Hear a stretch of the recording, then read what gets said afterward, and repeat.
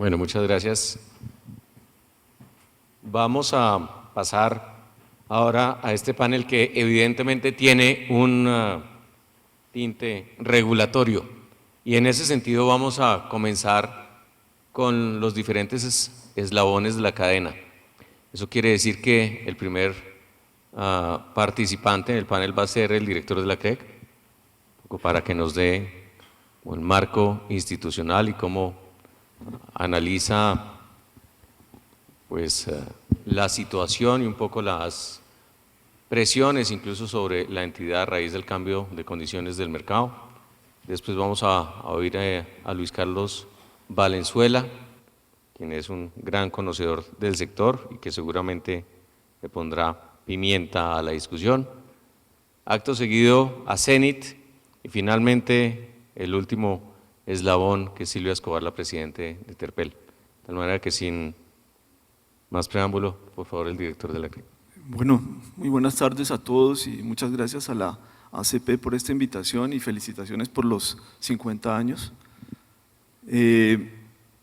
Bueno, yo quisiera hacer un pequeño recuento de cuál es el papel que nosotros jugamos en la CREC y cómo ha sido ese proceso de, digamos, de recibir una serie de competencias de parte del Ministerio de Minas y cuáles son como las ideas que nosotros tenemos al respecto y cómo vemos el tema del mercado que es el tema central pues, de este panel. En primer lugar, pues, siguiendo la cadena, pues vemos que en el tema de la refinación pues, no tenemos por el momento mucho que decir, lo hemos dejado en última nivel, digamos, de nuestras preocupaciones en la CREC, sin que eso quiera decir que no sea importante. Evidentemente el tema del precio del productor es crítico porque pues, además es la parte del león del precio del combustible a los usuarios, pero por el momento hemos decidido pues, no entrar demasiado en este tema. En cambio en los otros puntos sí hemos estado trabajando de una manera muy asidua, muy fuerte desde hace ya un año largo. Y lo que les puedo comentar es lo siguiente. En primer lugar, en lo que se refiere al transporte por poliductos, tenemos una visión y hemos estado mirando con mucho detenimiento la manera como se ha realizado a lo largo de todos estos años, y la visión que tenemos es una visión de más apertura, de libre acceso, de acceso abierto, de dar reglas del juego para que se puedan hacer nuevas expansiones, de dar los recursos suficientes para que estas expansiones se den de manera o sea, el diseño tarifario lo permita, pero que al mismo tiempo se abra la oportunidad para que otros inversionistas diferentes al actor principal, que es Zenit, que es digamos, el gran actor que en buena hora pues, fue creado como empresa escindiéndolo de Ecopetrol, en una tendencia hacia una mayor independencia y precisamente hacia ese libre acceso y hacia esa independencia del transportador con respecto al productor o al importador. Entonces, en ese orden de ideas, nuestra visión es una visión de mayor competencia, de más libre acceso, pero también de dar las herramientas para que el servicio se preste de manera eficiente. De algún modo, nosotros percibimos que la empresa Zenit sigue siendo todavía un apéndice de Ecopetrol, todavía está en un proceso de desacople, no es todavía una empresa 100% independiente como nosotros quisiéramos, pero eso es un proceso que toma tiempo y no tenemos ninguna prisa. El tiempo se encargará de que eso se dé si nosotros tomamos las medidas adecuadas. Entonces, la idea es separarla aún más del refinador, que tenga las herramientas para poder crecer, para poder hacer las inversiones, que las tarifas realmente reflejen los costos, pero que al mismo tiempo se abra la competencia a nuevos actores.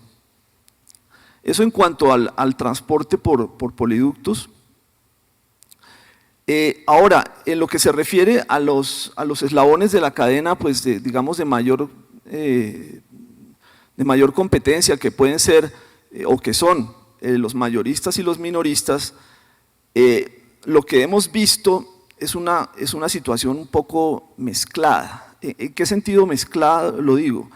Porque hay una serie hay una cultura que viene de tiempo atrás con el Ministerio de Minas, y que es una cultura que de alguna manera va en contravía de lo que nosotros en la CREC manejamos.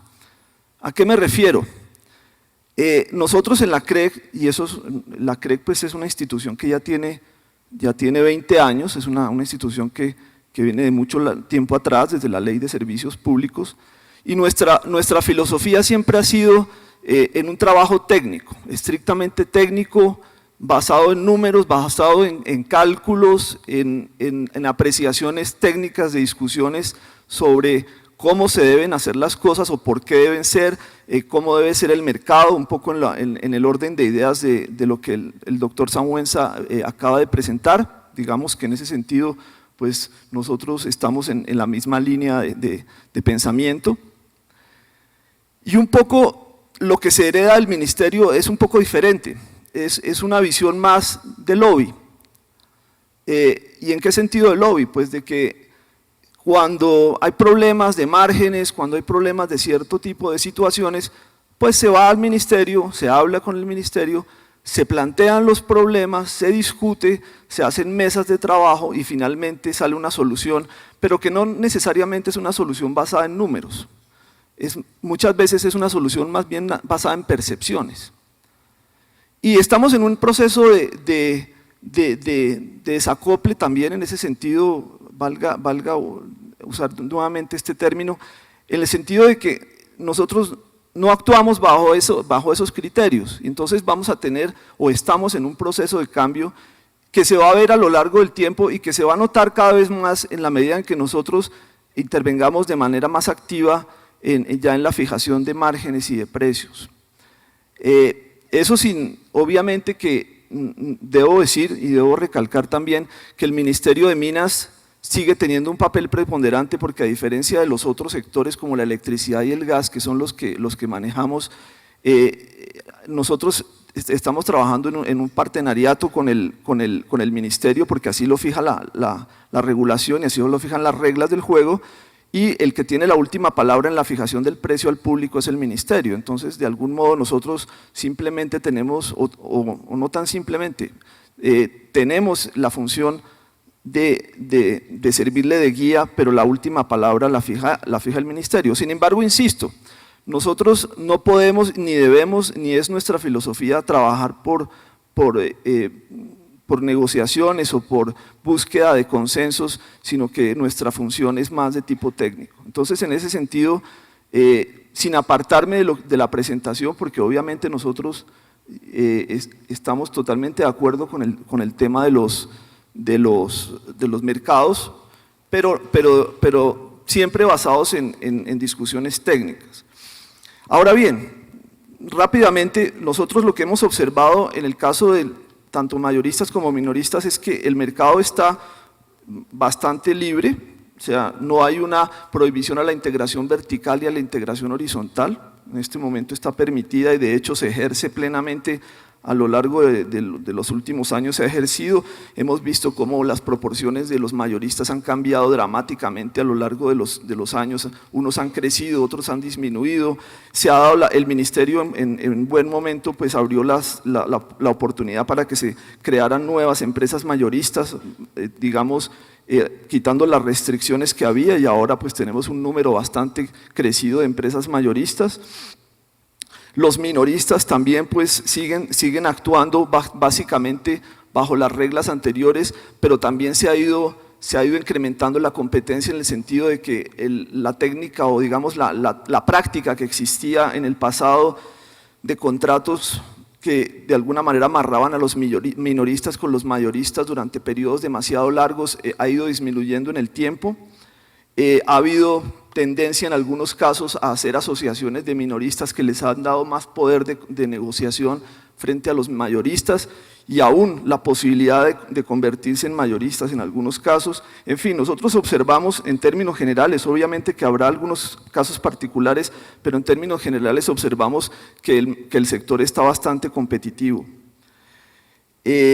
Ahora, en lo que se refiere a márgenes, pues ahí yo quisiera dejarle la palabra al doctor Valenzuela, que recientemente participó en un estudio para la CREC y yo creo que él tiene más que comentar de lo que yo podría hacer en este momento.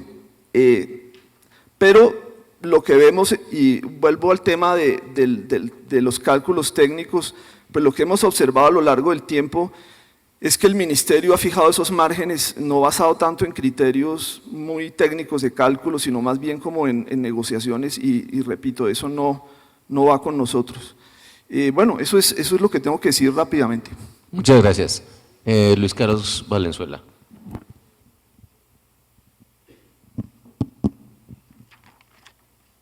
Primero, muchísimas gracias por la invitación. Yo voy a tratar de pasar por varios puntos regulatorios rápidamente, en algunos puntos simplemente voy a complementar un poco lo que creo que Jorge ha explicado muy bien. De pronto, para entrar de abajo hacia arriba, vale la pena mirar cómo está el tema regulatorio en el final de la cadena, en el componente de mayoristas y minoristas. Yo creo que esto es particularmente interesante desde un punto de vista puramente económico. Cuando uno analiza esos márgenes, se da un fenómeno que generaría fascinación en un microeconomista. La persona que se ganó el premio Nobel de Economía del año pasado, que es Tirol, que es como el gran microeconomista, el gran regulador de MIT, hubiera visto lo que pasa con los márgenes de mayoristas y minoristas en Colombia y hubiera sentido una fascinación casi enferma, porque tiene todo lo que uno quiera de micro y de teoría de juegos que uno quiera meter. Yo le daría el título a lo que uno observa en ese mercado como la paradoja del lobista. ¿Qué pasa en ese mercado? Es gracioso, porque el gobierno regula y uno no tiene muy claro el gobierno por qué regula.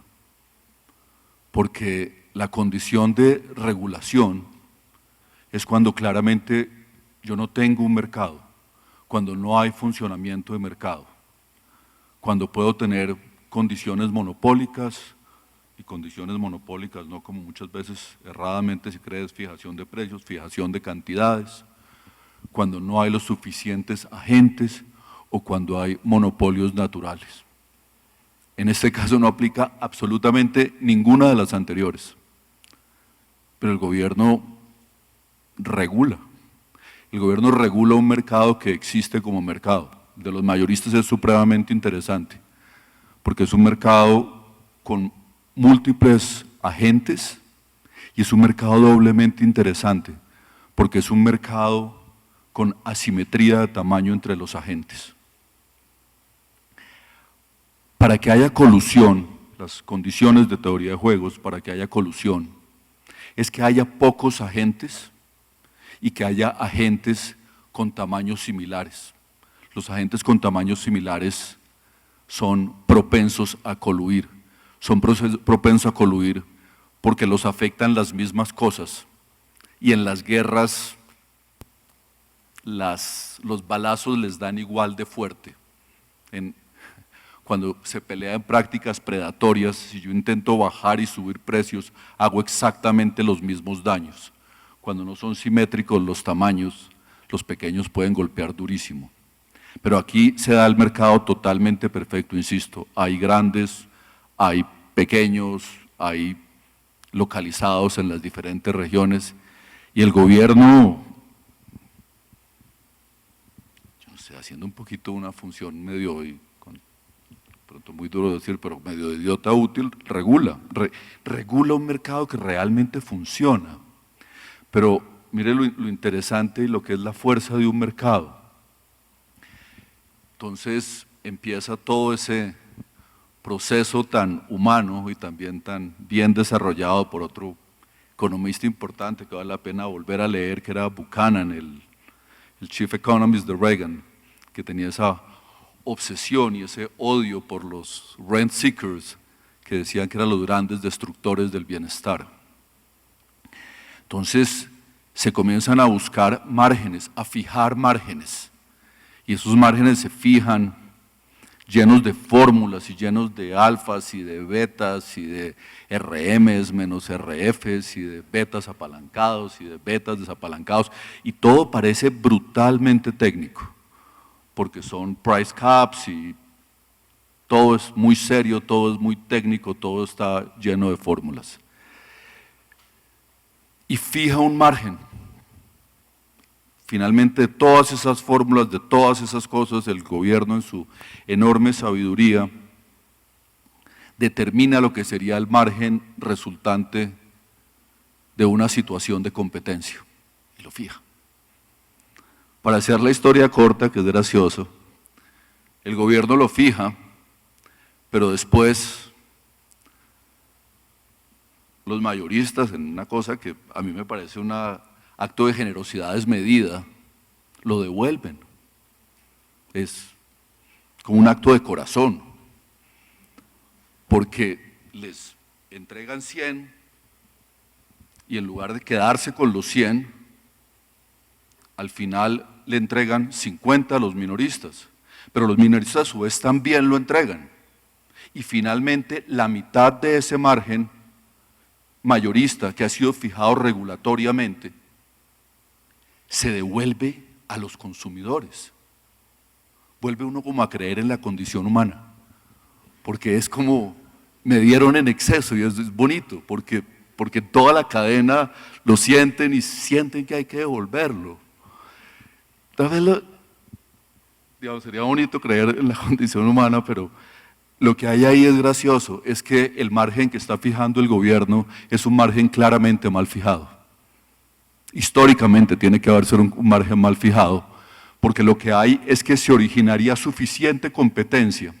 Con el precio que está fijado, el margen de ganancia da, sé que esto molesta, digamos, pero el margen de ganancia da para disminuir y capturar mayor cantidad, y ahí es donde está la plata. Entonces todo el mundo sabe que el de al lado va a bajar el del margen y va a obtener un mayor galonaje, y empiezan las bajadas de los márgenes, y empiezan las bajadas de los márgenes, hasta que llega el punto donde esa captura ya es imposible. Esa es la condición de mercado. Ese es el precio real de competencia. Ese es el precio que es el price cap real que permitiría remunerar correctamente el capital. Es graciosísimo, es fascinante teóricamente el gobierno, el mercado en realidad, corrigiendo una mala regulación. El exceso de rent seeking, el exceso de lobby, devuelto totalmente por el mercado. No lo podemos utilizar, señores, no lo podemos utilizar porque aquí hay un mercado de verdad. En todo esto, yo creo que en regulación hay que tener mucho cuidado, y estoy totalmente de acuerdo con lo que Jorge decía. La vulnerabilidad política entrando a este sector particular del ministerio regulando era totalmente brutal.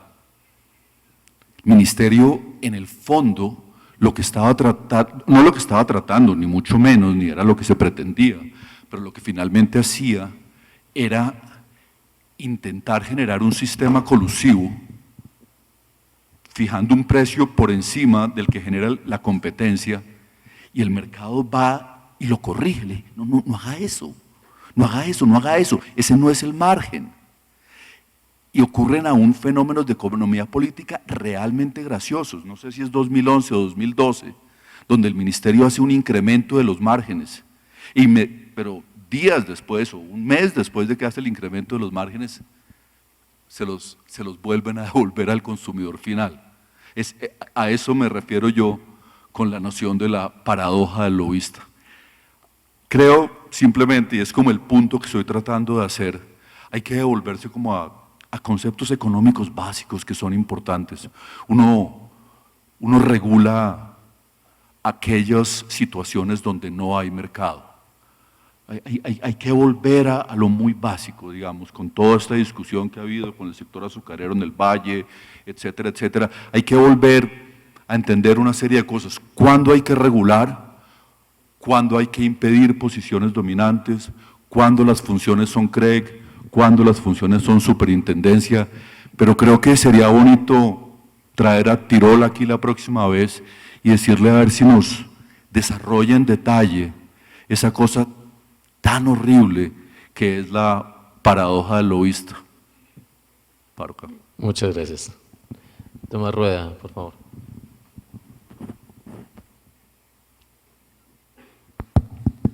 Aló. Bueno, también muchas gracias por la invitación, gracias a mis compañeros panelistas, a Gonzalo por su presentación. Yo creo que han dicho cosas muy importantes donde yo no estoy absolutamente en contra, creo que es absolutamente fundamental los 6 puntos que presentaste, Gonzalo, de el tema regulatorio y todos los principios básicos que uno debe seguir. Nos hemos enfocado mucho en la conversación en el tema de poliductos, el tema de Cenit es importante, también muy importante el tema de oleoductos. Para darles una idea, tenemos el 40% de los ingresos de Cenit viene de los oleoductos, el 60% un poquito menos de poliductos, el resto de otros servicios que no son regulados, pero no son menores y también son muy importantes. ¿Qué estamos viendo en oleoductos? Pues lo que ustedes aquí conocen igual de bien o mucho mejor que yo, el precio del crudo se cayó vertiginosamente, tenemos unas presiones en las economías de los productores y tenemos al mismo tiempo unas inversiones muy importantes que se han hecho en el transporte de oleoductos con base en una regulación y una normatividad regulatoria.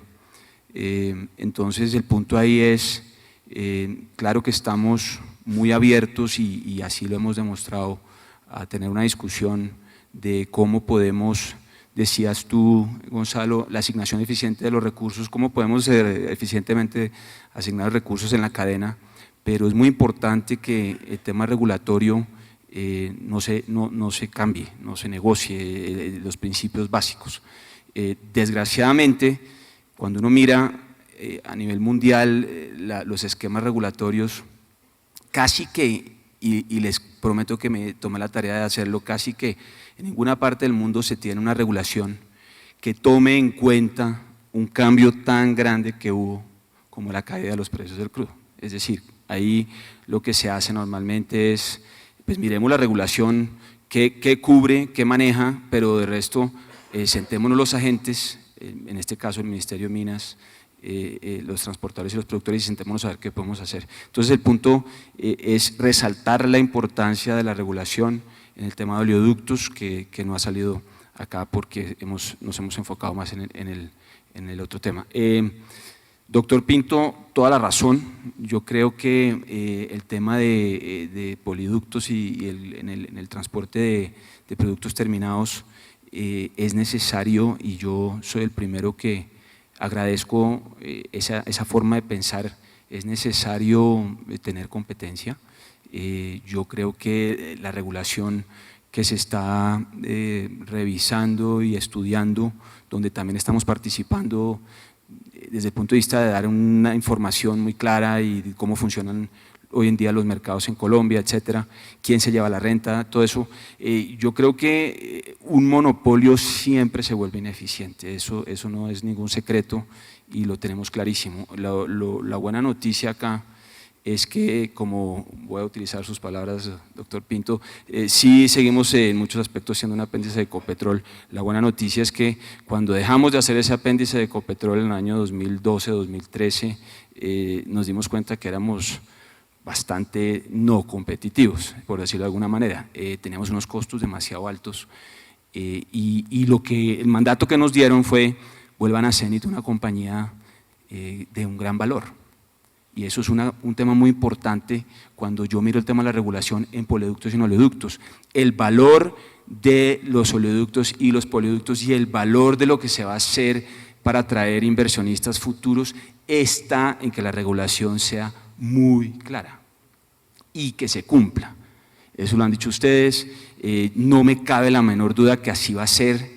En el tema de oleoductos ha sido clarísimo y las conversaciones con el Ministerio han sido muy positivas en el sentido que así es y estamos viendo es cómo llegamos a un acuerdo sin cambiar la regulación, pero el punto es la importancia que tiene la regulación en todo lo que nosotros hacemos. La pregunta de qué tanto regular, yo creo que pues lo dijeron, lo dijo Gonzalo y no es ningún secreto, depende de qué tan maduro está el mercado. Obviamente Estados Unidos, cuando uno mira un mapa de los oleoductos y poliductos de Estados Unidos, pues es una telaraña por todo el país y así es muy fácil uno decir que el mercado se autorregule. En Colombia obviamente tenemos que seguir regulando un poco. Estoy de acuerdo con el doctor Valenzuela que tiene que tener límites. Uno cuando uno siempre interviene, de alguna forma los actores se acostumbran a que el Estado va a intervenir y entonces yo estoy tranquilo. Para terminar, que creo que ya se me acabó el tiempo, resaltar que entendemos desde CENIT que el mundo ha cambiado. Hablaba con unos colegas ahorita del upstream, todos seguimos pensando en cuándo voy a abrir mi celular y va a aparecer que el crudo está en 60, en 70, en 80, de pronto eso ya no va a pasar. Yo creo personalmente con lo que uno ve de ofertas y nuevas tecnologías, etcétera, etcétera, que eso posiblemente no va a pasar. Entonces acostumbrémonos a ese nuevo mundo, veamos cómo volvemos los oleoductos competitivos bajo ese nuevo mundo, cómo, entendiendo muy bien la economía del productor. El productor utiliza diluyente en grandes cantidades porque estamos en un país de crudos pesados, entonces entendamos cómo podemos transportar crudos más pesados y pensando en CENIT, ¿cuál es el futuro de CENIT? Pues hombre, los poliductos, el mercado del downstream, lo que decía el doctor Pinto de abrirse a nuevos jugadores, y créanme, cuando dicen abrirse a nuevos jugadores, obviamente yo quiero ser ese jugador y posiblemente lo vamos a hacer con otros inversionistas. Yo tengo un gran conocimiento, tengo una infraestructura estratégica pues que ya existe, ya hemos recibido digamos interés de gente que dice, oiga, ¿será que podemos hacer algo ahí? Estamos a la espera de entender ese algo, cómo se ve, pero todo está enmarcado en una regulación clara y ojalá muy sencilla que se pueda ajustar a cambios como los que estamos viendo de manera fácil y eficiente. Muchas gracias, Silvio Escobar. Gracias, Ricardo. Pues claramente creo que mal haría en aportar conceptualmente al tema de regulación. Yo creo que tenemos tres personas que han dado todos los elementos para saber cómo o por qué más bien. Este es un sector que está totalmente regulado y que nadie entiende por qué está tan regulado. Y yo me quisiera devolver un poquito a lo que dijo Gonzalo, que el tema de que el tamaño no es para todos, pero tampoco es para todos los tiempos. Yo creería que aquí hace mucho tiempo se hizo una regulación en unas condiciones macroeconómicas muy diferentes, en unas condiciones de seguridad muy diferentes, y son condiciones que han cambiado absolutamente, y condiciones de competencia además que han cambiado supremamente. Hoy, como lo han dicho, hay muchos actores, tanto en el sector mayorista como en minorista, y uno ve cómo existe una competencia y cómo esa competencia está llevando a los mejores precios para el consumidor final. Yo hoy no hablo conceptualmente de la regulación, sino ya como una empresa mayorista que tiene estaciones mayoristas, que depende en una gran parte de estaciones minoristas en todo el país. Somos actores que no queremos ganarnos la plata por lobbying, no lo queremos ganar siendo eficientes, no lo queremos ganar ganándonos la fidelidad del consumidor final. ¿Y cómo hace uno eso? Uno tiene que trabajar en todos los temas de los que hablábamos, de tecnología, de precio, de calidad, de logística, de mil cosas, no a través del lobby que uno pueda estar haciendo. Yo creo que este es un momento donde debemos centrar con toda la ética, dentro de todas las leyes, estar centrando nuestro interés en el consumidor final, en cómo logramos dentro de una rentabilidad sobre nuestros costos, tener la mayor cantidad de clientes que nos prefieran. Y para el gobierno, para el Estado, lo mejor que podría pasar es que uno llegue a esos precios al consumidor final que realmente están determinados por el mercado, que están determinados por un sector muy competido, como ya lo hemos visto. Eso es lo que debería ser el mayor interés del Estado. Yo quiero darles un ejemplo de cómo se puede distorsionar, como decía Gonzalo, el tema de la demanda. Ahorita estamos viviendo el tema, además del tema de la caída de los precios y la devaluación y todo esto, un tema bastante coyuntural en Colombia, que es el tema de cierre de la frontera en Venezuela. Cuando uno ve lo que está entrando en este momento por haber cerrado el contrabando, es una demanda que no teníamos ni idea que teníamos, porque no la habíamos mirado. Una demanda que podría estar por encima de los 15 millones de galones mensuales. Una demanda que además se ha regulado de tal forma que se han definido unos cupos que hacen que ya el contrabando no esté únicamente en Cúcuta, sino que llegue a ciudades en el centro del país. Eso le significa hoy al Estado cerca de 1 billón de pesos mal contados, 1 billón que le están haciendo mucha falta frente a todas las cosas que nos ha dicho el ministro de Hacienda. Esas regulaciones son las que llevan a tomar malas decisiones. Y esta es, yo creo que es un momento perfecto para encontrar a través de la teoría y de la práctica que la regulación tiene que ser una regulación que realmente se ajuste al momento que hay, una regulación que se ajuste a un sector muy competido. Muchas gracias. Muchas gracias a Silvia Escobar. Bueno, tengo una instrucción de los reguladores de la conferencia en el sentido de que estamos pasados de tiempo y que tenemos que terminar el panel aquí. Yo simplemente quisiera resaltar el hecho de que efectivamente Colombia ha aprendido una serie de lecciones, como quedó claro cuando uno mira lo que ha sucedido frente a la exposición que hizo Gonzalo, pero que sin duda alguna estamos en un trayecto que todavía no hemos acabado de recorrer, que efectivamente ciertas determinaciones y ciertas restricciones conducen a escenarios imperfectos como bien lo señaló Luis Carlos Valenzuela. Yo les quiero agradecer mucho sus intervenciones, pido un aplauso por favor para los panelistas. Muchas gracias.